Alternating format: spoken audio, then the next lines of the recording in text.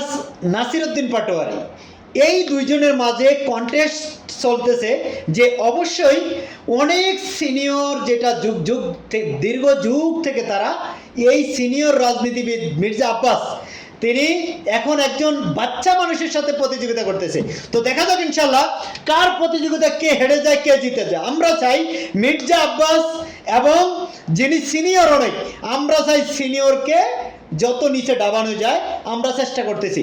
আর নাসিরউদ্দিন পাটোয়ারি সাহেব, আপনার অনেক দীর্ঘায়ু, অনেক ভালোবাসা, অনেক আপনার জন্য অনেক প্রত্যাশা, অনেক দোয়া কামনা করি যেন আপনি আমাদের যে শহীদ হাদি ভাইয়ের সেই জায়গাটায় আপনি তার অবদানটুকু, তার সকল কার্যকলাপ, তার সকল শাসনামল, তার সকল কিছু যেন এই নাসিরউদ্দিন পাটোয়ারি ভাই করতে পারেন, আমরা সেই প্রত্যাশা, সেই দোয়া করি। কারণ এই মুহূর্তে ওই ঢাকা ৮ আসনের জন্য নাসিরউদ্দিন পাটোয়ারির জন্য একদম পরজ হয়ে গেছে, পরজ। কারণ তার জন্য এই জায়গাটা অবশ্যই বাধ্যতামূলক এবং ফরজ। অবশ্যই কারা কারা চান নাসিরউদ্দিন পাটোয়ারি সাহেব ওই এলাকায় ওই ঢাকা ৮ আসনের জন্য নির্বাচিত এবং সংসদে নির্বাচিত হয়ে যেন সংসদে পৌঁছতে পারে, আমরা সেই দোয়া, সেই প্রত্যাশা করি। আপনারা কারা কারা চান অবশ্যই কমেন্ট করে জানাবেন। অবশ্যই বেশি বেশি শেয়ার করবেন ভিডিওটি।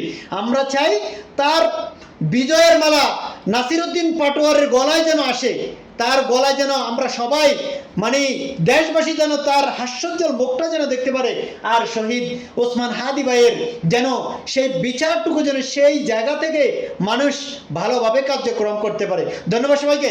ভিডিওটি বেশি বেশি শেয়ার করে দিন, যাদের ভালো লাগে অবশ্যই শেয়ার করে দিবেন।